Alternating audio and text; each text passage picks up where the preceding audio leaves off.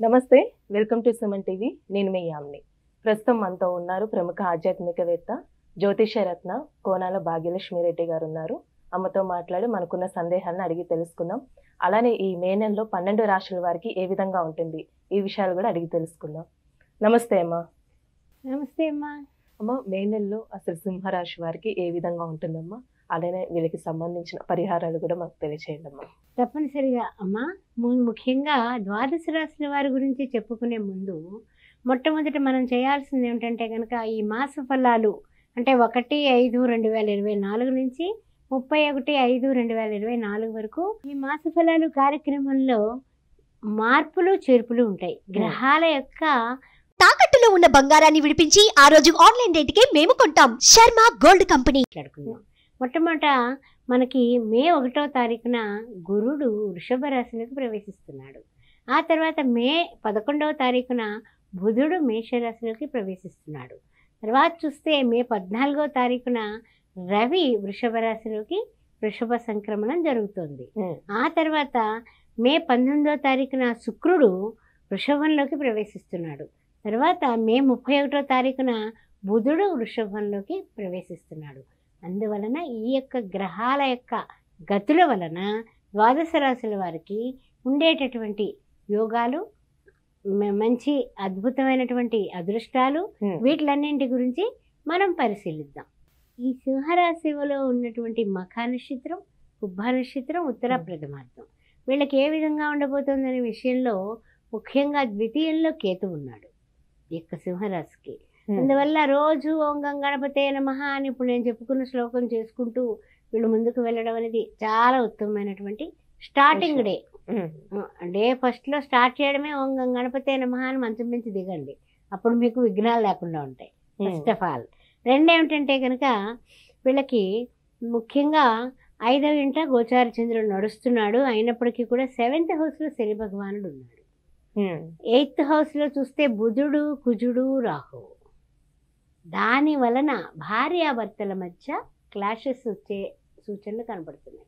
చిన్న విషయానికి రాద్ధాంతం చేసుకుని వాగ్వివాదాలు అంటే ఏంటంటే ఇంక వీడ మొహోహ ఈవేళ ఓకేనా కాదా అన్నట్టుగా దెబ్బలాడేసుకుంటారు. మళ్ళా కలుస్తారు. కానప్పటికీ కూడా ఇప్పుడు కూడానండి మాట మనస్సుని దోచుకుంటుంది, మనస్సుని కలత వైపుకు తీసుకువెడుతుంది. అంటే ముక్కలైపోతుంది అంటాం కదా.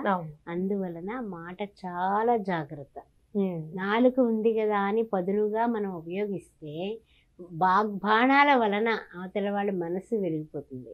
అందువల్ల సింహరాశిలో ఉన్న స్త్రీ పురుషులిద్దరూ కూడా గమనించండి. మీ జీవిత భాగస్వామితో మీరు గొడవ పడకండి. ఆ విషయంలో తెలివితేటలుగా ఉండండి. తానొప్పించక తానొవ్వక తప్పించుకు తిరుగువాడు ధన్యుడు సుమతి. భాగస్వామ్య వ్యాపారాల్లో ఉన్న వాళ్ళు కూడా జాగ్రత్తగా ఉండండి. అదేవిధంగా మీరు ఏదైనా ఇచ్చిపుచ్చుకునే వ్యవహారాల్లో రియల్ ఎస్టేట్ రంగంలో ఉన్న వాళ్ళు కూడా గొడవలకు పోకండి.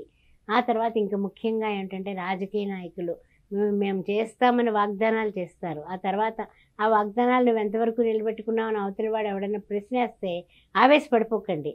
డెఫినెట్గా చేస్తాము, చేయడానికే చూస్తున్నామనో లౌక్యంగా తప్పించుకోండి. అంతేగాని దొరికిపోకండి.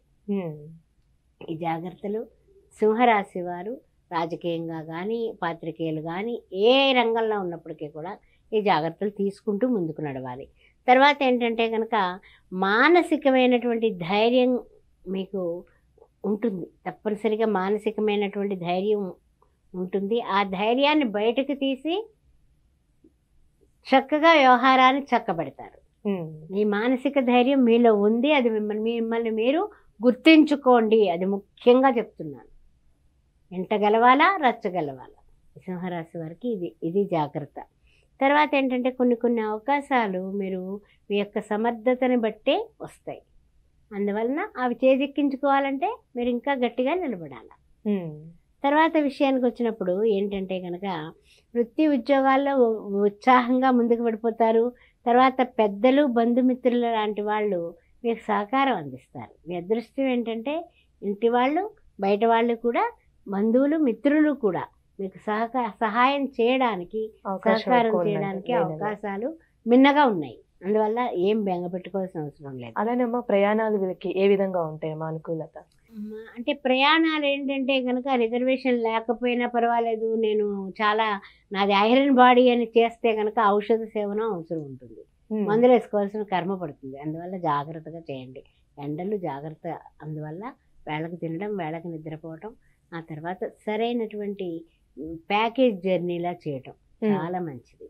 పనులు అవ్వాలి కరెక్టే, కానీ మీరు సుఖంగా లేకున్నటువంటి జర్నీలు చేస్తే కనుక ఏదైనా మందులు వేసుకుని ఆ రెస్ట్ తీసుకుని ఒక పనికి మనం వెళ్ళి ఎండలోకి వెళ్ళి మనం అనారోగ్యం పాలైతే 4 రోజులు రెస్ట్గా వెళ్ళాలి. అందుకని కొంచెం జాగ్రత్తగా ఉండాలి. అలానమ్మా ఇప్పుడు వివాహానికి సంబంధించి కానీ భార్యాభర్తల మధ్య సంబంధము సంతానం పరంగా చూసుకున్నట్లయితే ఈ మే నెలలో ఏ విధంగా ఉంటుందమ్మా? భార్యాభర్తల మధ్య కొంచెం గొడవలు వస్తాయమ్మా, అదైతే కామను.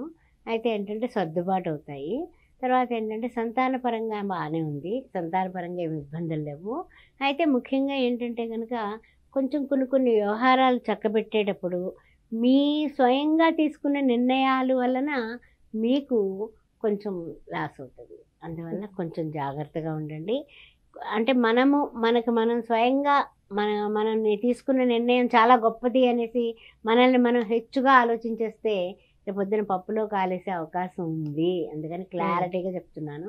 మీరు ఏదైనా నిర్ణయం తీసుకునే ముందు జీవిత భాగస్వామికి, ఇంట్లో వాళ్ళకి, లేదా బాగా సన్నిహితులకి ఒక చర్చ పెట్టుకొని ఆ తర్వాత నిర్ణయం తీసుకోండి. కంగారుగా నిర్ణయాలు తీసుకోబాకండి. అమ్మ ఈ రాశి వారికి ఏమైనా కోర్టు సమస్యలు అలాంటి ఏ విధంగా రిజల్ట్ ఉండొచ్చు ఈ మే నెలలో? అంటే చెప్పాలంటే కనుక అటు ఇటుగానే ఉందమ్మా. అంటే పూర్తి సక్సెస్ కాదు, అలా అనేసి నష్టము కాదు. కానీ వీళ్ళ స్వయంగా ఏంటంటే వీళ్ళ ఆవేశమే వీళ్ళకి శత్రువు. వీళ్ళు ఏమిటంటే అడ్మినిస్ట్రేషన్ డిపార్ట్మెంట్ లాగా వీళ్ళు రూలర్లా ఉంటారు. దానివల్ల వీళ్ళ నోరే వీళ్ళకి శత్రువు. కోర్టు వ్యవహారాలు కానీ దేనికైనా సరే కాస్తంత పేషెన్స్ కావాలి. అప్పటికప్పుడు అయిపోయి తెమలవు కదా. వీళ్ళు ఆవేశపడిపోయినంత మాత్రాన కాస్త నిదానం, నింపాది, ఓర్పు కావాలి ఫస్ట్ ఆఫ్ ఆల్. అలానే వీళ్ళు ఏమైనా కొత్త వ్యాపారం ప్రారంభించాలనుకుంటున్నా, ఒక ఇల్లు కొనాలనుకుంటే ఈ నెలలో చేయొచ్చామా? అలా ప్లానింగ్ లో ఉన్న వాళ్ళకి ఆలోచించి డబ్బు తీసుకొని జాగ్రత్త పెట్టుకొని మీరు ఈ నెల కాకుండా తర్వాత కాలంలో నిర్ణయం తీసుకుందరు కానీ, అంతేగాని తొందరపాటు నిర్ణయాలు తీసుకోండి. ఇంకా పరిహారం ఏం చేసుకుంటే మంచిదమ్మా వీళ్ళకి? పరిహారం చేసుకోవడానికమ్మా first of all Vishnu Sahasranamam రోజు చదువుకోవడం. అంత ఓపిక లేదండి, మేము పాస్ట్ యుగంలో మేము కంప్యూటర్ వాళ్ళమండి, మేము సాఫ్ట్వేర్లో ఉంది అంటే గనక శ్రీరామ రామ రామేతి రమే రామే మనోరమే సహస్రనామ తత్తుల్యం రామనామ వరాలని అని జై శ్రీరామ్ అనుకోవడం రోజు. శ్రీరామ నామాన్ని రాయడం కానీ చేస్తే వీళ్ళు ఎక్సలెంట్గా ముందుకు పడతారమ్మా. అదే బుధవారం నాడు ఎవరికైనా పేదవాళ్ళకి భోజనం దానం. చాలా చక్కగా తెలియజేశారమ్మా సింహరాశి వారికి సంబంధించి. ధన్యవాదాలు. శ్రీమాత్రే నమః.